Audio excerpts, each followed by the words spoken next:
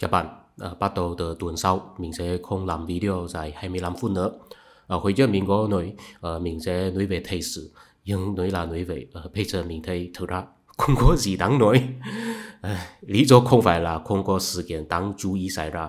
Nói thật là bắt đầu từ năm 2020, chúng ta đã bước vào một thời đại có nhiều biến cố mà chưa từng có sau Liên Xô sụp đổ.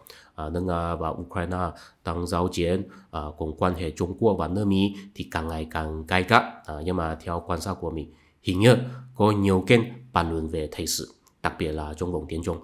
Tuy có bàn luận nhiều thời sự, nhưng hình như những bàn luận đó không thể giải thích cái gì được cả.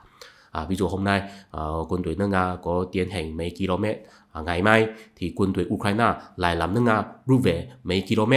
Quân đội của hai bên tiến rút, có thể giải thích bên nào sẽ thắng lợi, bên nào có ưu thế không. Ví dụ hôm nay Trung Quốc nói sẽ gìn giữ quan hệ hòa bình với nước Mỹ, ngày mai lại cảnh cáo nước Mỹ đang gây chuyện ở châu Á. Thế có thể giải thích hai bên sẽ đi hướng hòa bình hay chiến tranh không? Mình thấy đa số kênh YouTube nói về thời sự đều chỉ là đưa ra thông tin thời sự, hay thậm chí lấy thời sự để tuyên truyền lý niệm chính trị của chính mình, ở đằng sau không có lý thuyết hay căn cứ nhất định. Mình thấy có những kênh như vậy thực sự là lãng phí thời gian. Tôi là hình như bước vào một căn nhà và chỉ nhìn vào những đồ nội thất mà không biết kết cấu hay bố cục của căn nhà. Thế có thể dự đoán hay giải thích căn nhà này là vững chắc hay sẽ sụp đổ không? Tương tự như vậy, nếu nói về thời sự mà không nhìn vào những kết cấu lịch sử thì làm sao mà có thể giải thích xu hướng mà những thời sự đang phản ánh. Và theo quan sát của mình, có lẽ là chuyên nghiệp của mình là lịch sử và triết học, có xài nhiều năm đọc nhiều cuốn sách về khoa học xã hội và nhân văn. Đối với mình, kết cấu lịch sử mà chúng ta đang ở là rất rõ ràng. Nhưng hình như đối với đại đa số người trên thế giới họ không thể nhìn nhận điều đó. Hình như họ là sinh sống trong một căn nhà mà không biết kết cấu căn nhà đó là như thế nào. Đối với mình, 90% của những thông tin thời sự đều không quan trọng lắm. Chỉ có một số thông tin rất ít là liên quan đến sự thay đổi của kết cấu lịch sử mà có thể giải thích được diễn biến sẽ như thế nào. Nói nhiều thế kết cấu lịch sử mà mình nói cụ thể là cái gì? Mình phát hiện đối với đại đa số người trên thế giới này, có lẽ là vì sau Thế chiến thứ hai, trong 80 năm đã qua, chúng ta là sinh sống trong thời đại hòa bình chưa từng có trong lịch sử nhân loại. Đối với người Việt Nam chỉ có 50 năm thôi. Đại đa số người là thấy trực tự nhân loại là điều đương nhiên. Hình như nhân loại sinh ra thì biết tạo trực tự hòa bình với nhau. Nhưng mà xin bạn tưởng tượng một chút, nếu bạn phiêu lưu đến một hoang đảo, bỗng nhiên nhìn thấy một con người khác, phản ứng đầu tiên của bạn sẽ là sợ hãi hay vui mừng. Tại vì đa số khán giả của mình là đàn ông. Nếu bạn là cô gái phiêu lưu đến một hoang đảo, bỗng nhiên nhìn thấy một người đàn ông, mình tin rằng phản ứng đầu tiên của bạn chắc là sợ hãi sẽ bị cưỡng hiếp. Thiên tính của con người là công kích nhau nhiều hơn hợp tác nhau. Sở dĩ chúng ta có thể sống trong tình hình hòa bình là vì trải qua mấy nghìn năm, nhân loại dần dần tìm ra biện pháp tạo nên trật tự, xây dựng văn minh, phát triển xã hội. Đó là một quá trình tiến hóa rất lâu dài. Trật tự của xã hội nhân loại không phải là điều đương nhiên, mà là được tạo nên vì trải qua việc cố gắng của mấy trăm thế hệ. Thế biện pháp tạo nên trật tự cụ thể là cái gì? Nói đơn giản là chế định quy tắc và làm mỗi người đều tuân theo. Thế bạn từng có nghĩ đây một điều chưa? Quy tắc của xã hội nhân loại không phải là tự dưng xuất hiện, mà là vì con người có đưa ra nhiều khái niệm hư cấu và dựa trên những khái niệm để suy đoán quy tắc nên là như thế nào mới hợp lý, mới làm được mỗi người đều muốn tuân theo. Ví dụ nhà vua là một khái niệm hư cấu. Nếu bạn tiếp nhận khái niệm nhà vua rồi thì sẽ biết phải phục tùng vào nhà vua. Vì vậy nhà vua có thể xây dựng trật tự nhân loại. Đó là đạo lý mà mỗi người đều biết. Nhưng mà mình phát hiện rằng đối với đại đa số người, vì không có đọc lịch sử, đặc biệt là người châu Á, họ không biết lịch sử nhân loại có mấy giai đoạn. Mỗi giai đoạn đều có đưa ra một khái niệm mới làm chủ chốt, làm căn cứ cho suy nghĩ hay thiết kế quy tắc. Vì vậy tạo nên loại hình quốc gia mới, trật tự xã hội mới. Nói đơn giản là khái niệm hư cấu chủ chốt mới đối ứng với trật tự xã hội mới, biện pháp suy nghĩ quy tắc mới, hay là thế giới quan mới. Và mình phát hiện rằng có nhiều người châu Á cơ thể là sinh sống trong thời hiện đại, nhưng đầu óc vẫn chưa tiếp nhận khái niệm hư cấu chủ chốt của thời hiện đại, đó là khái niệm cá nhân. Nếu bạn có lưu ý thì sẽ biết đại đa số ý thức hệ hiện đại đều là xuất phát từ một gia đình rằng một cá nhân bình thường thì sẽ làm ra lựa chọn như thế nào, và cá nhân trong gia đình này thông thường là không có bối cảnh cụ thể, không hẳn là nam tính hay nữ tính hay số tuổi có bao nhiêu. Cá nhân như vậy là một khái niệm hư cấu, không phải là con người thực sự tồn tại. Và đại đa số quy tắc trong thời hiện đại đều phải phù hợp với một nguyên tắc là đó có thể thể hiện sự đồng ý của cá nhân, đó có thể thông qua hình thức là của bầu cử hay chính phủ ban bố pháp luật bằng danh nghĩa của sự đồng ý của người dân hay dân tộc. Và cái mà gọi là người dân hay dân tộc theo lý thuyết của khế ước xã hội hiện đại là tập hợp của quyền lợi của mỗi cá nhân, tức là mỗi cá nhân bàn giao quyền lợi cá nhân mình cho chủ quyền của nhà nước. Đó là logic cơ sở của quốc gia dân tộc của thời hiện đại. Pháp luật của thời hiện đại đều phải dựa trên khái niệm cá nhân làm căn cứ logic cho suy diễn. Ngày xưa thì không có khái niệm cá nhân. Ngày xưa là lấy tôn giáo tín phổ quát làm căn cứ của pháp luật nhà nước, và tôn giáo tín phổ quát là phát triển dựa trên một khái niệm hư cấu rằng trên thế giới này có một chân lý vũ trụ là áp dụng cho tất cả mọi người. Tuy nhiên trong tôn giáo khác biệt sẽ có cái khác biệt đại diện ở chân lý vũ trụ. Trong Kitô giáo và Hồi giáo là thượng đế, trong Phật giáo là Phật pháp, trong Nho giáo là thiên. Nhưng mà họ đều có khái niệm về chân lý vũ trụ, chỉ là cách suy nghĩ có khác biệt. Giống như bây giờ có nhiều ý thức hệ khác biệt, có cách suy nghĩ về cá nhân khác biệt. Chủ nghĩa tự do kinh điển là nhận định rằng cá nhân sẽ thấy quyền tài sản là tuyệt đối, không được can thiệp. Chủ nghĩa xã hội thì thấy rằng cá nhân sẽ đồng ý tái phân phối tài sản, nhưng họ đều phải có khái niệm về cá nhân. Và trước khi tôn giáo tín phổ quát xuất hiện, nhân loại là sống trong thời đại thành bang. Nếu không có xây dựng thành bang, cũng phải có bộ lạc liên hợp tạo nên một quốc gia. Dù sao phải có khái niệm hư cấu về nhà vua và quốc gia. Nhà vua là hóa thân của quyền lực quốc gia, nhưng mà nhà vua và quốc gia không phải là khái niệm chủ chốt. Khái niệm chủ chốt nên là thân phận, và trong văn minh khác biệt sẽ có cách suy nghĩ khác biệt về thân phận. Ai làm nô lệ, ai làm quý tộc, ai làm người dân tự do, ai làm nhà vua, v.v.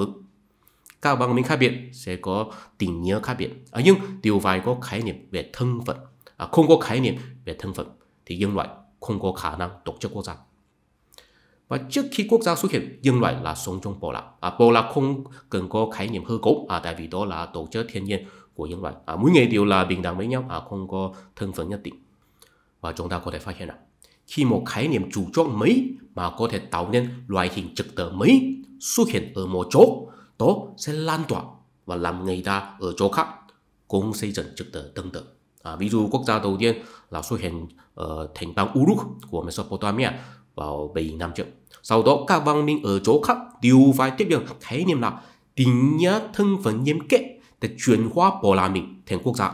Nếu không thì sẽ bị chính phủ. Bởi thế là có thân phận nghiêm kết. Ví dụ nhà thân có quy định ai là nô lệ, ai là quý tộc rất nghiêm kết. Họ chính phủ những bộ lạc mà không có đẳng cấp thân phận rõ ràng ở trong viện. Ví dụ tôn giáo tín phổ quát đầu tiên là xuất hiện trên Hòa giáo ở Iran vào 200 năm trước. Thầy tu của Hòa giáo thuyết phục nhà vua của đế quốc Ba Tư lấy Hòa giáo làm quốc giáo để đoàn kết người dân trong nước. Sau đó trong 2.000 năm tiếp theo, các đế quốc vĩ đại hay chính quyền ổn định đều phải y chang thiết lập một quốc giáo để làm tính hợp pháp. Mạnh mẽ như đế quốc La Mã cuối cùng cũng phải tiếp nhận Kitô giáo. Chủ nghĩa cá nhân đầu tiên là xuất hiện trên cải cách kháng nghị của Tây Âu vào 500 năm trước. Cá nhân có quyền lợi tuyệt đối từ lựa chọn tín ngưỡng. Sau đó tư duy như vậy mở rộng đến lĩnh vực chính trị, xuất hiện lý thuyết của khế ước xã hội. 350 năm trước, nước Anh thành lập quốc gia dân tộc đầu tiên. Hình thức là có một quốc hội đại diện sự đồng ý của mỗi cá nhân trong nước. Và trong 350 năm tiếp theo, ở bất cứ chỗ nào, nếu muốn hiện đại hóa thì cũng phải y chang thiết lập quốc hội, thành lập quốc gia dân tộc. Nếu không thì sẽ bị thực dân, thậm chí bị diệt chủng. Ở đây chúng ta có thể nhìn thấy một điều là trong quá trình tiến hóa của xã hội nhân loại, trật tự cũ sẽ bị thay thế về trật tự mới. Và ở đằng sau của trật tự, thật ra là có một khái niệm chủ chốt làm căn cứ để suy diễn hay từng trật tự. Nếu không tiếp nhận khái niệm chủ chốt của trật tự ấy thì sẽ bị gọi là man dị trong thời đại mới. Ví dụ 5.000 năm trước, khi nhân loại biết tận dụng khái niệm thân phận để xây dựng quốc gia rồi, khi nhìn thấy những người sống trong bộ lạc thì sẽ nghĩ rằng họ không biết lớn nhỏ, không biết ai là nô lệ, ai là quý tộc, ai là người bình dân, không biết ủng hộ nhà vua xây dựng quốc gia. Man dị. Ví dụ 2 năm trước, khi nhân loại đã biết tận dụng khái niệm về chân lý vũ trụ để xây dựng tôn giáo rồi, khi nhìn thấy những người chỉ biết sùng bái thần linh địa phương thì sẽ nghĩ rằng họ chỉ biết thần linh địa phương của chính mình thôi, mê tín dịch toàn, không biết sự vĩ đại của thần đế, không biết suy nghĩ dựa trên chân lý phổ quát, không biết thiết lập giáo lý. Man dị. Và bây giờ khi nhân loại đã biết tận dụng khái niệm cá nhân để xây dựng quốc gia dân tộc rồi, khi nhìn thấy những người không tôn trọng sự đồng ý của cá nhân, cũng sẽ thấy họ là man dị. Nói đến đây có lẽ bạn sẽ tò mò rằng bây giờ có ai không biết khái niệm cá nhân? Thưa quý vị, điều quan trọng là phải suy nghĩ dựa trên khái niệm cá nhân để suy diễn trật tự, để phán đoán cái nào là hợp lý, cái nào là không hợp lý. Bây giờ chúng ta vẫn có thể nhìn thấy có nhiều cách suy nghĩ thiếu khái niệm cá nhân. Nói đơn giản là cái suy nghĩ man dị của thời hiện đại. Ví dụ khi mình phản ánh có người hát karaoke gây ồn ào, thường nghe thấy một cách nói là nếu hát rồi thì được, nếu hát không rồi thì thực sự là ồn ào.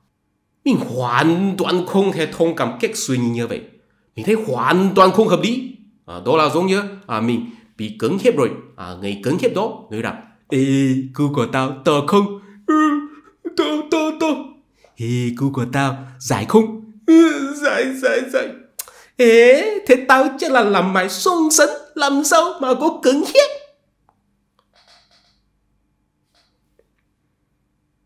Vấn đề không phải cu của bạn là to là dài hay không, có làm tôi sung sấn hay không. Vấn đề là bạn không có sự đồng ý của tôi, bắt buộc tôi làm chuyện ấy. Tương tự như vậy. Vấn đề không phải là bạn có hát rồi hay không, vấn đề là bạn không có sự đồng ý của tôi, làm tôi nghe thấy tiếng hát karaoke của bạn. Mà dù bạn hát rồi như thế đó suy vào, cũng là gây tiếng ồn ào cho tôi. Tư duy là thấy nếu hát rồi thì không phải gây tiếng ồn ào. Chính là một ví dụ điển hình là thiếu khái niệm cá nhân. Cái mà mình muốn biểu đạt là kết cấu lịch sử của nhân loại có một quá trình hình thành là từ tình cảm thiên nhiên bộ lạc đến khái niệm thân phận, khái niệm về chân lý vũ trụ, bây giờ là khái niệm cá nhân. Dựa trên kết cấu lịch sử này thì chúng ta có thể phán đoán thế lực nào, tổ chức nào hay hành vi nào là phù hợp hay xung đột với khái niệm chủ chốt của thời đại này, và họ là tận dụng khái niệm chủ chốt của thời đại nào để suy diễn, logic suy nghĩ của họ là thuộc về thời đại nào. Trong video tiếp theo khi mình nói về thời sự cũng sẽ dựa trên kết cấu lịch sử này. Và trong tương lai mình cũng sẽ không công khai video hội viên tiếp theo nữa. Mình chỉ sẽ cắt ra mấy đoạn mình thấy thú vị mà có thể thu hút khán giả làm video thì giờ thôi. Bây giờ mình có một kế hoạch là xây dựng một khóa học. Đó cũng là nhờ sự góp ý của hội viên. Có hội viên báo cho mình rằng bạn ấy muốn trả tiền để học tập kiến thức về văn minh nhân loại là phát triển như thế nào, vị trí của Việt Nam trong văn minh nhân loại là ở đâu, văn minh nhân loại sẽ đi hướng nào. Và nội dung môn khoa học của mình chính là giải thích kết cấu lịch sử ở trên. Nếu bạn không muốn gia nhập hội viên thì có thể mua môn khoa học này. Nhưng mà bây giờ mình chưa trao học phí sẽ bao nhiêu, hình thức sẽ như thế nào, mình không có ekip, chỉ có một mình thôi. Mình phải làm hết tất cả mọi thứ cho nên xin cho mình chút thời gian. Xin thông cảm. Cảm ơn.